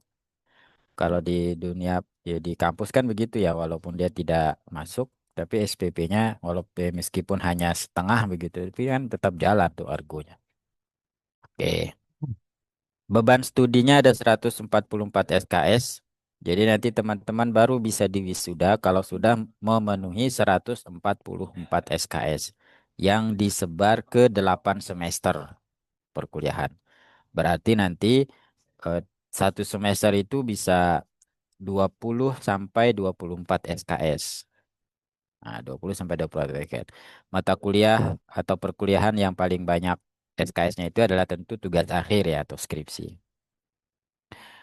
Kemudian ada di kampus kita ada satu jurnal yang sudah terakreditasi oleh Kementerian di Kemendikti yaitu Jurnal Ulumul Quran dengan nilai akreditasi sampai ranking 4. Nah, Sinta 4 kalau di rumpun ilmu Al-Quran dan Tafsir itu masih sedikit ya jurnal-jurnal yang terakreditasi di Sinta 4.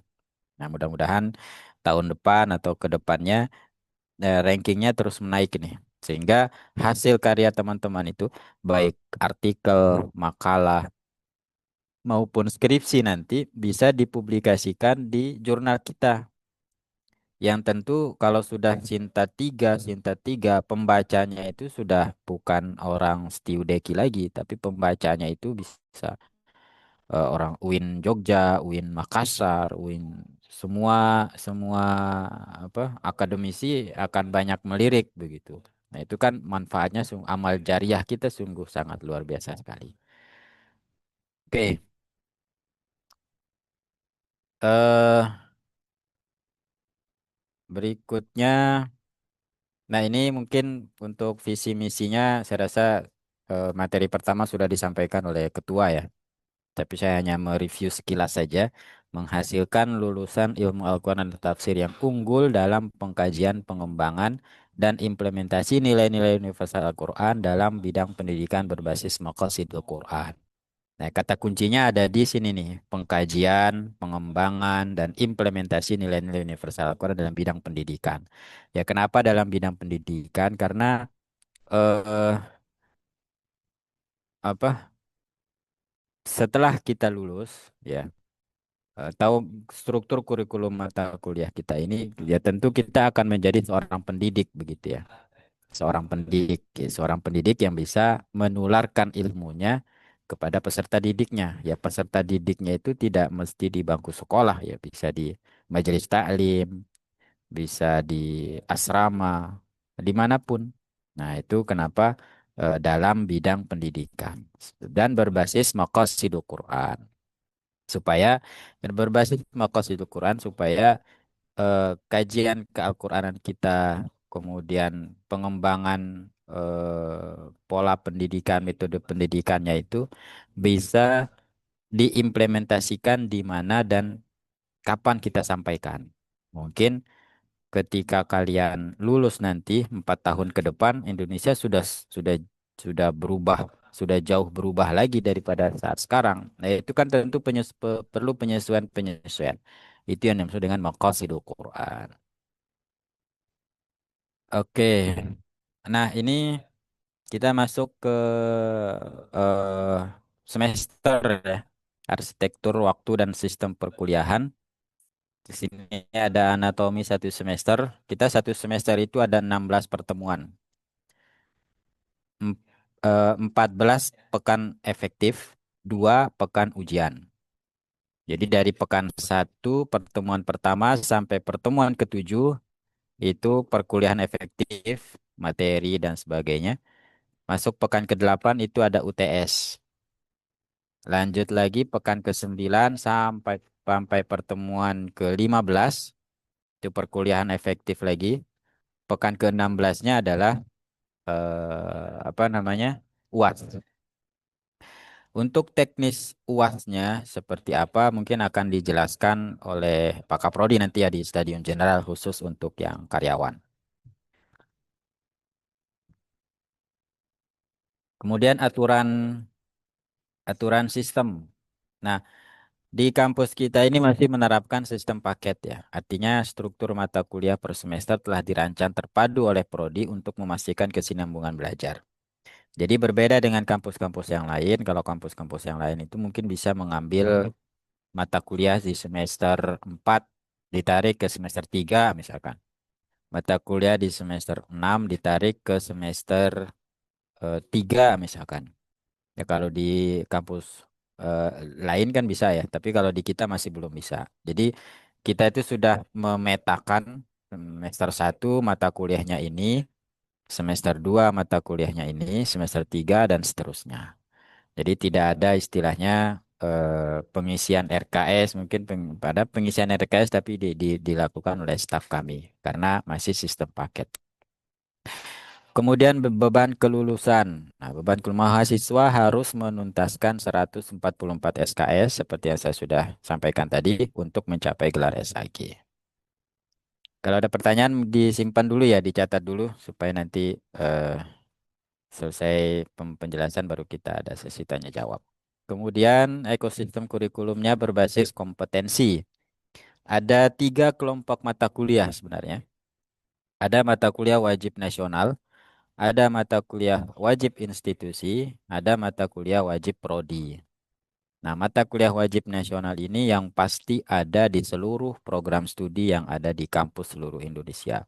Apa itu? Ada Pancasila, ada kewarganegaraan, dan bahasa Indonesia.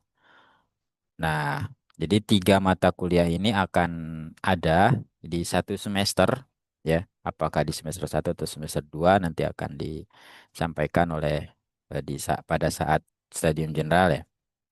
Itu itu akan ada nih Pancasila, Pendidikan Kewarganegaraan dan Bahasa Indonesia. Sehingga nanti kalau misalkan teman-teman lah kok kita belajar Pancasila bukannya udah pernah dipelajari, kok belajar bahasa Indonesia bukannya pernah dipelajari. Tidak seperti itu. Mungkin pembelajaran atau materi bahasa Indonesia, materi Pancasila, materi kewarganegaraan tentu akan berbeda dengan materi yang ada di perkuliahan dibandingkan dengan materi-materi di sekolah dulu gitu ya. Seperti itu. Kalau di sekolah mungkin kita hanya sekedar mengetahui saja, tapi kalau di kampus sampai kepada bagaimana menerapkannya, landasan filosofisnya dan seterusnya. atau sistem kenegaraannya bagaimana, ya, itu dipelajari. Kemudian ada mata kuliah wajib institusi, ini yang warna oranye. Itu adalah mata kuliah umum yang menjadi pendukung daripada mata kuliah keilmuan kita. Di antaranya ada ilmu tauhid. Ya, kalau dilihat dari apa namanya, sekilas begitu ya. Ini kan tidak ada kaitannya dengan ilmu Al-Quran dan tafsir. Tapi karena dia sifatnya sebagai pendukung, ya, kalau kita hubung-hubungkan pasti akan nyatu begitu ya.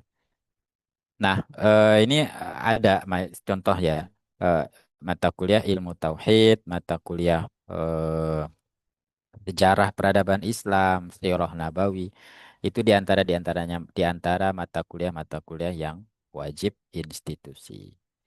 Kemudian kelompok yang keempat, mata kuliah keahlian. Sebenarnya mata kuliah institusi, mata kuliah STU ini sama nih. Dia mata kuliah keahlian. Itu fokus ilmu Al-Quran dan tafsir. Kita pelajari tafsir maudhu'i, kita pelajari tafsir muqaron, kita pelajari tafsir ayat-ayat pendidikan, tafsir ayat-ayat muamalah, metodologi tafsir, kemudian ada maqasidul Quran dan lain sebagainya yang berkaitan dengan keahlian kita. Itu semua ada di mata kuliah keahlian. Nah, mata kuliah keahlian ini mengambil porsi terbanyak dari seluruh mata kuliah yang ada di STIU. Kalau bisa dipersentasekan, mata kuliah wajib nasionalnya itu 2%, ya. Kemudian mata kuliah institusinya itu hanya eh, 30 sampai 35%. Nah, sisanya itu adalah mata kuliah keahlian. Dan mata kuliah keahlian ini akan kita dapati dan kita berikan di semester 3 ke atas. Nah, sehingga di semester-semester awal ini kita mempelajari mata kuliah wajib nasional dan mata kuliah institusi terlebih dahulu. Begitu. Oke, itu untuk struktur mata kuliahnya. Kemudian untuk model pembelajaran. Model pembelajarannya adalah active learning, yaitu mahasiswa sebagai subjek belajar yang kreatif dan mandiri. Jadi sudah tidak ada lagi dosen ceramah dari awal sampai akhir. Itu tidak ada. Jadi nanti dosen itu apa?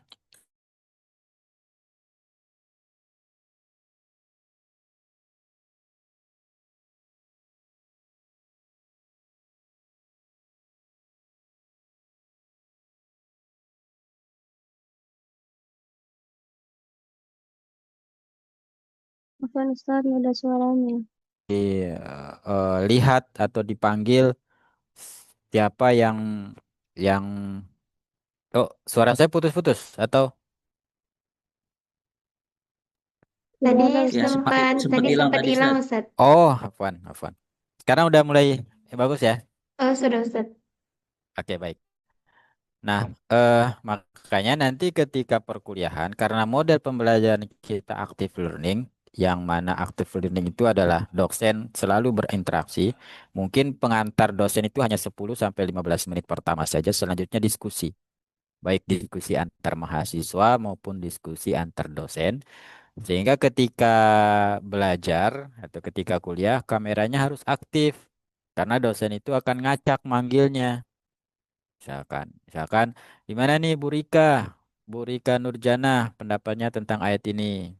Nah, kan repot kalau nanti Bu Rikanya tiba-tiba dipanggil, terus kameranya lagi off, misalkan, ya kan kelabakan nanti ditulis apa 1-2 menit tidak ada jawaban, sama dosanya nanti dianggap tidak hadir, gitu ya. Jadi mengaktifkan kamera itu bukan hanya sebagai takzim kita terhadap pembelajaran perkuliahan, tetapi juga sebagai bentuk model pembelajaran kita nanti. Itu. Makanya ketika perkuliahan di hari Sabtu yang hybrid, Ya kalau sebisa mungkin selalu luangkan waktu khusus untuk belajar begitu ya. Hal-hal kecil seperti kegiatan-kegiatan yang lain yang mungkin bisa ditunda, ya ditunda saja begitu. Oke, berikutnya. Nah, ini siklus eksekusi dan penilaian semester prakuliah. Nah, ini sudah masuk dalam masa-masa prakuliah dan persiapan. Ya, ini sudah mulai masuk persiapan. Kemudian pelaksanaan perkuliahan pekan 1 sampai pekan 7. Kemudian ada UTS di pekan ke-8. Lanjut lagi pelaksanaan perkuliahan dari pekan 9 sampai 15. Kemudian diakhiri dengan UAS. Seperti itu. Nah, nilai akademik untuk semester itu diambil dari nilai UAS, nilai UTS, keaktifan harian, tugas mandiri atau terstruktur, dan kehadiran. Kehadiran tidak ada di dalam bagan ini karena dia menjadi syarat wajib atau syarat mutlak. Jadi nilai semester 1, 2, dan seterusnya itu akan diakumulasikan dari nilai UAS, nilai UTS, keaktifan, aktif berdiskusi, ya, atau bersuara, dan bersuaranya tidak hanya pas ketawa saja misalkan. Tapi dia berani untuk menyampaikan pendapat atau argumen atau mungkin mengkritisi. Dan tugas, ya, biasanya ada tugas makalah dari dosen yang untuk dipresentasikan atau tugas artikel, ya, tugas harian. Misalkan sebelum masuk ke materi pekan ketiga, mahasiswa diharapkan untuk membaca buku ini dari halaman sekian sampai sekian. Nah, dia akan mendapatkan nilai kalau dosennya. Oke, baik tugas mandiri maupun tugas yang berkelompok ya. Kemudian itu untuk penilaian. Nah, ini peta kurikulum tahun pertama, fase pondasi, semester 1 dan semester 2, 30 sampai 35 SKS.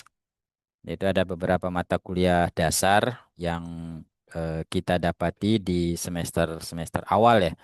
Ada bahasa Arab, bahasa Inggris, bahasa Indonesia, sorof, nahu, pengantar ulumul Quran, pengantar ulumul hadis, ilmu tajwid, tahsin.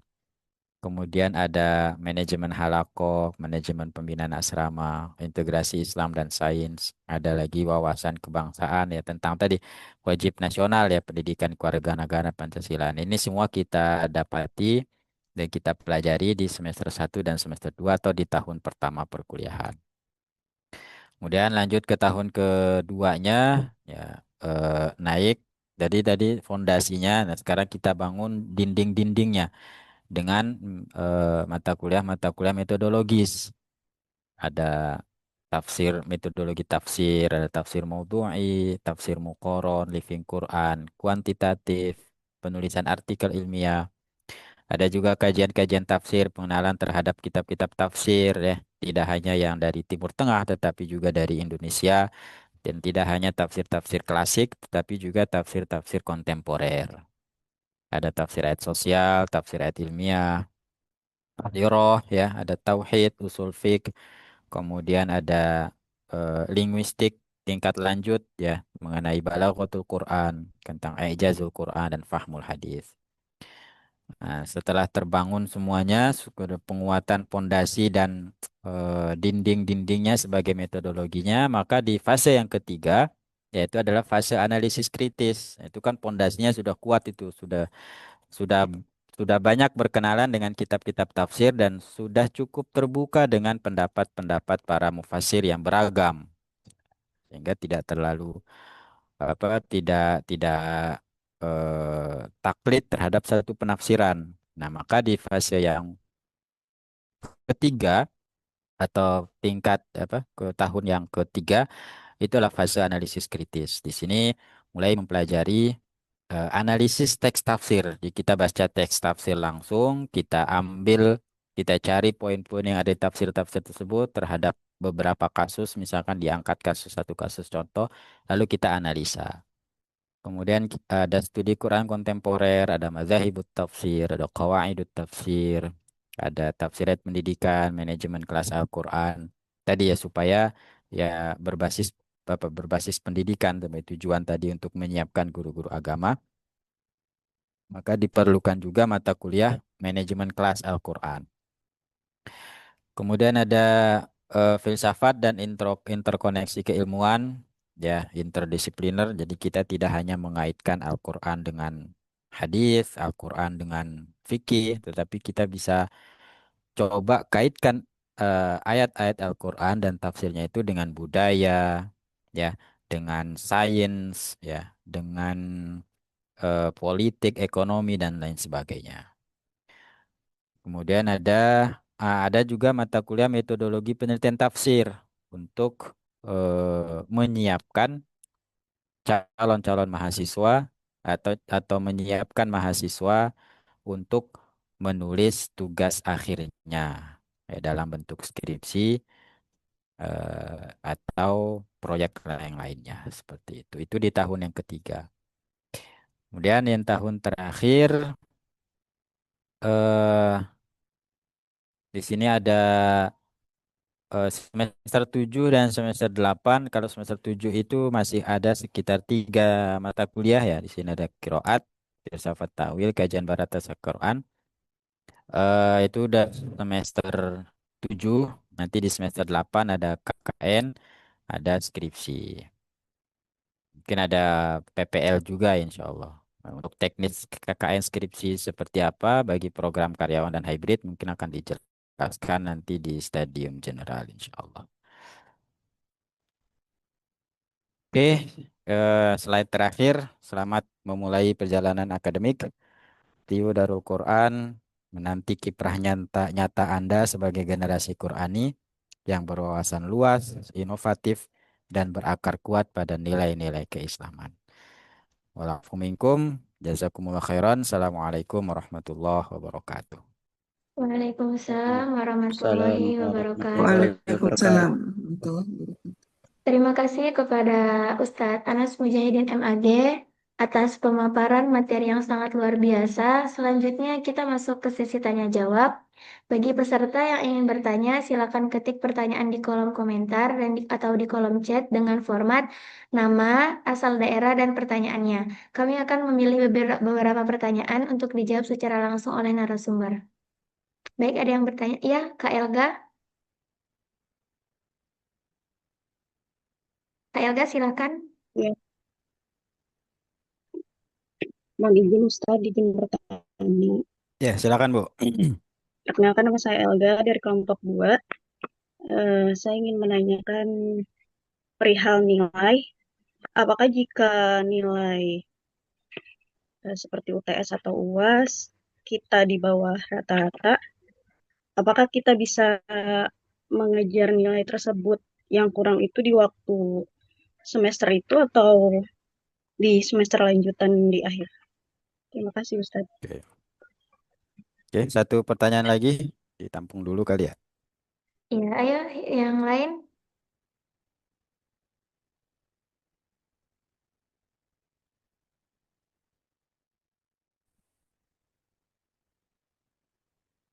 Yang lain boleh silakan bertanya.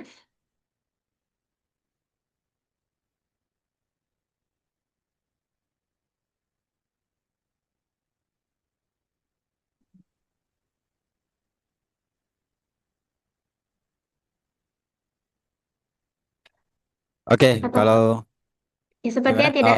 Oh, Oh, Ibu Irma. itu ada Bu Irma. Ibu Silakan. Irma silakan. Assalamualaikum, Ustaz. Saya Bu dari Irma. kelompok 3 Irma.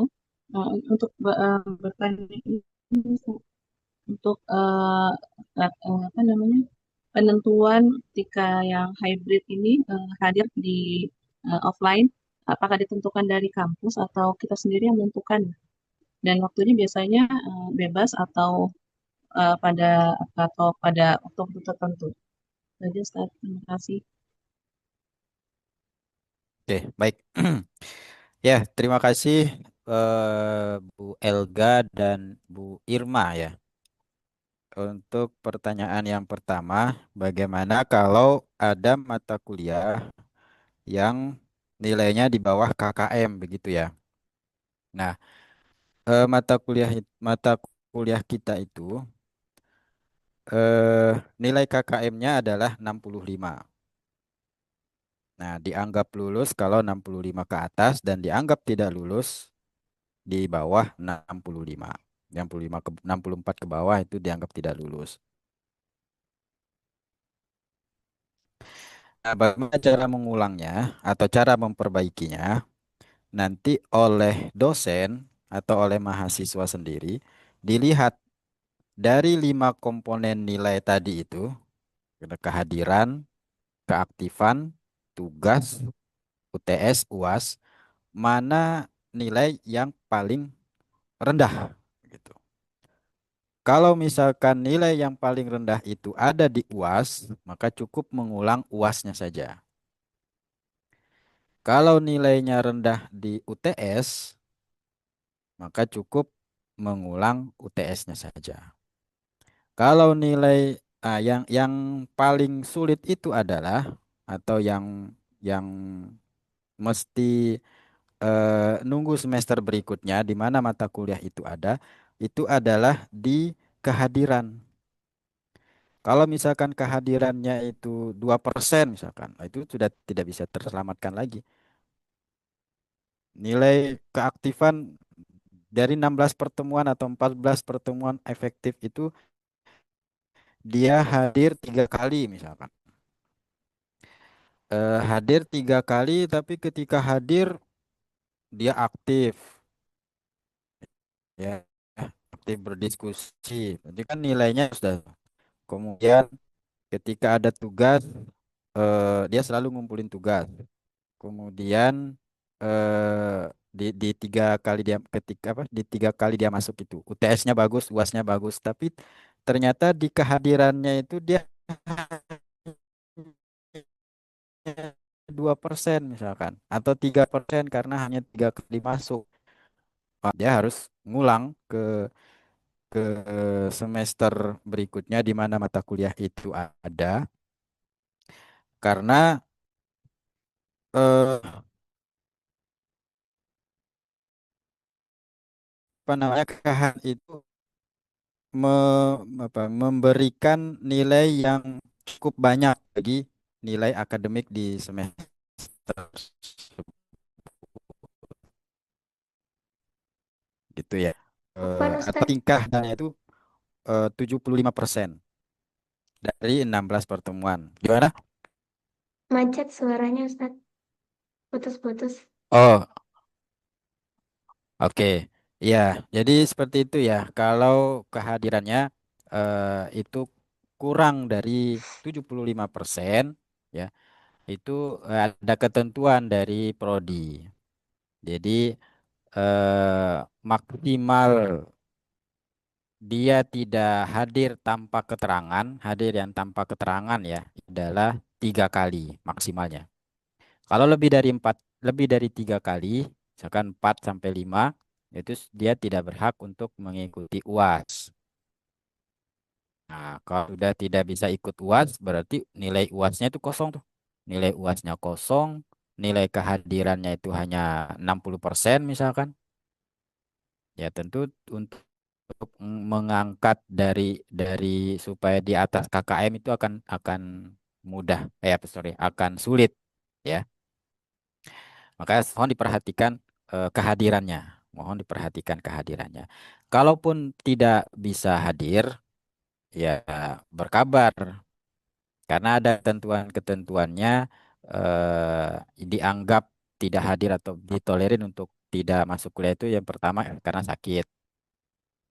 Kemudian karena ada orang tua atau saudaranya yang meninggal.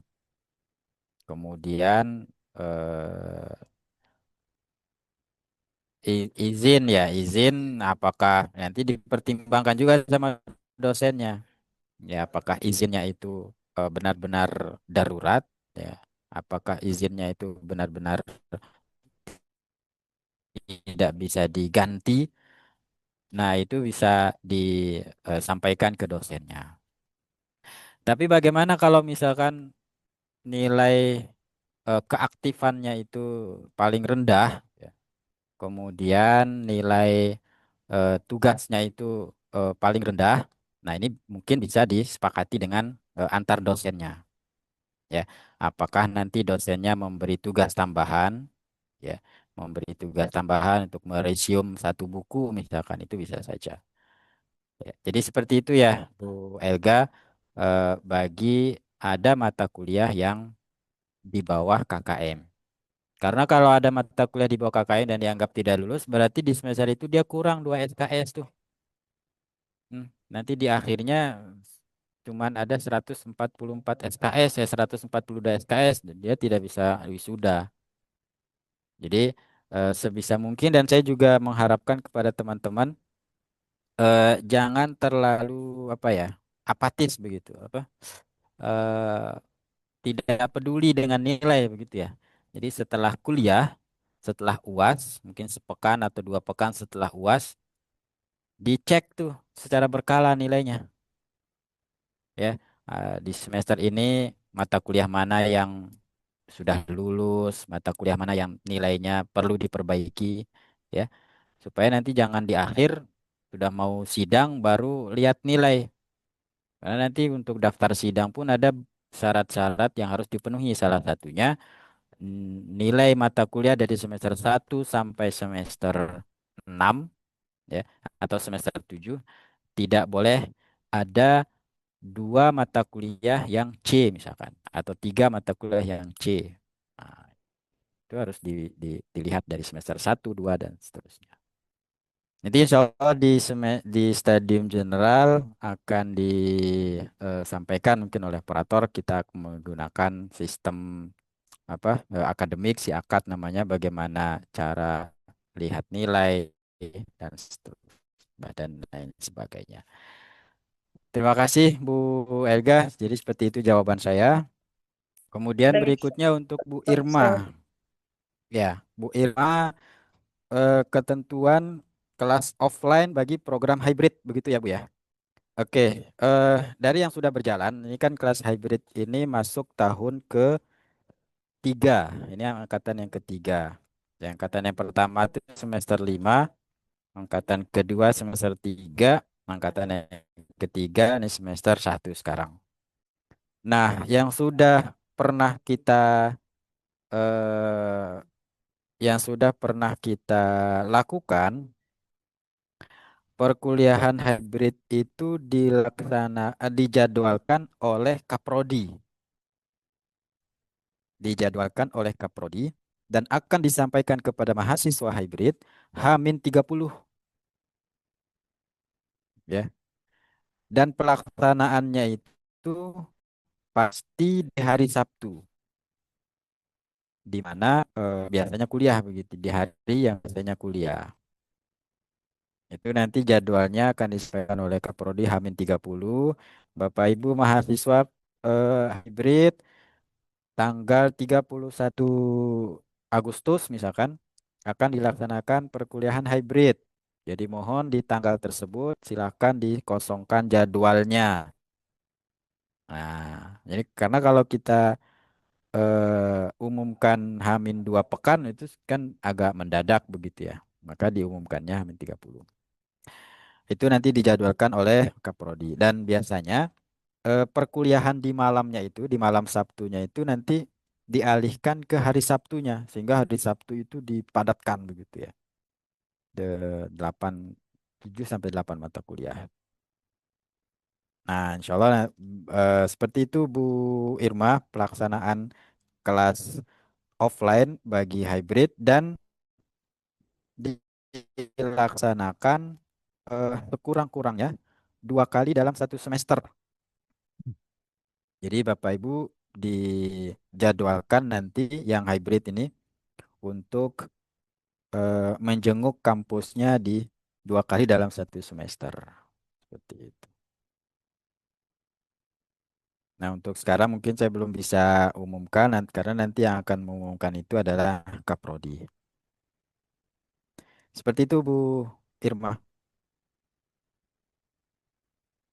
Afwan Ustadz, ini ada Vienna dari kelompok 3 bertanya, yang termasuk ke dalam keaktifan itu apa saja? Oke, yang dimaksud dengan keaktifan itu eh, dia aktif dalam berdiskusi di kelas, aktif atau berani bertanya, minimal bertanya dulu lah untuk semester 1, 2, eh, semester-semester awal mungkin bertanya, baik dia bertanya ke sesama mahasiswanya yang sedang presentasi atau bertanya langsung ke dosennya. Tuh, yang pertama. Kemudian dia berani untuk mengemukakan pendapatnya. Kalau saya tidak setuju dengan pendapat antum, misalkan, saya tidak setuju dengan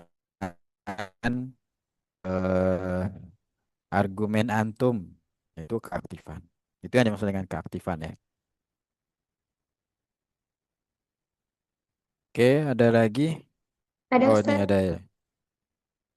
dari Muhammad Farhan kelompok 2 Oh, mulai kuliahnya kuliahnya. ya Ustadz.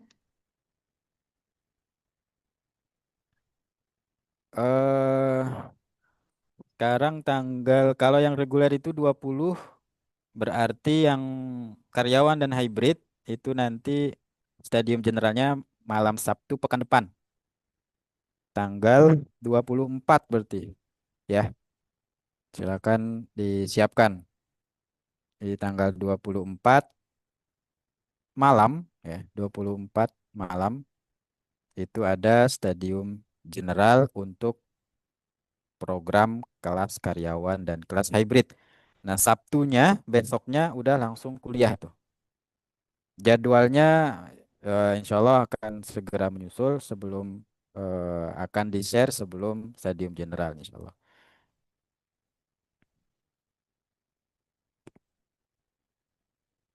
Baik Ustadz. Ya. Teman-teman yang lain, apakah masih ada yang mau ditanyakan?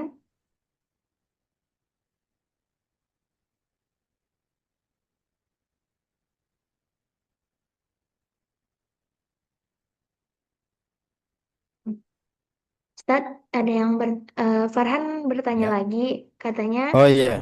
kalau jaraknya jauh, apakah boleh berangkatnya sore dan nginep di tempat kuliahnya? Oh, jaraknya jauh dari mana dulu nih? Dari Qatar. Kalau dari Qatar tentu nggak usah ke sini. Ya, Pak Amrullah ya. Pak Amrullah kan Siap bermukim di Ustaz. di bermukim Tadinya di mau nanya Qatar. sudah jawab duluan nih. Syukur Ustaz.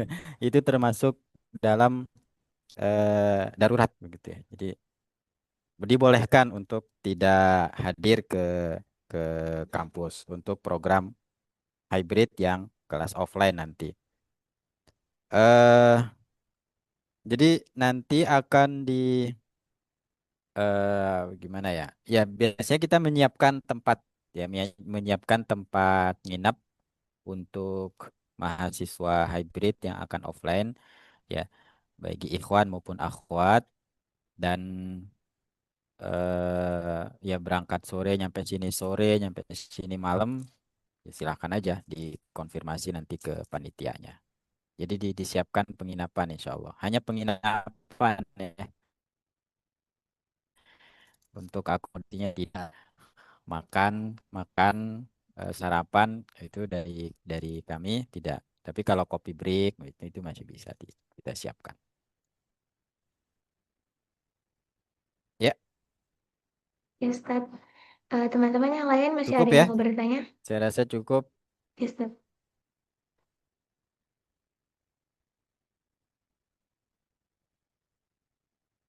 Oke, baik. Alhamdulillah kita telah menyelesaikan sesi materi kita tentang pedoman akademik Studi Al-Quran. Berikut ada beberapa kesimpulan dari materi yang telah disampaikan Ustadz. Yang pertama itu adalah Studi Al-Quran itu memiliki visi menjadi pusat pendidikan dan riset berbasis nilai-nilai Al-Quran dengan universal. Yang kedua, program studi ilmu Al-Quran dan tafsir berorientasi pada pengembangan pemahaman tafsir klasik dan kontemporer yang berwawasan keindonesiaan. Yang ketiga, sistem pendidikan menggunakan sistem paket dan berbasis kompetensi KBK, integrasi interkoneksi sesuai dengan KKNI. Yang keempat, mahasiswa diharapkan aktif belajar secara mandiri dan kreatif baik di dalam kampus maupun di luar kelas dengan sistem pembelajaran aktif learning. Yang kelima, evaluasi pembelajaran dilakukan melalui keaktifan, tugas, UTS, dan UAS dengan sistem penilaian yang jelas dan transparan. Dan yang terakhir, syarat kelulusan mencakup penyelesaian SKS, KKN, ujian skripsi, dan administrasi. Baik, alhamdulillah kita telah menyelesaikan sesi materi kita tentang pedoman akademik studi Darul Quran.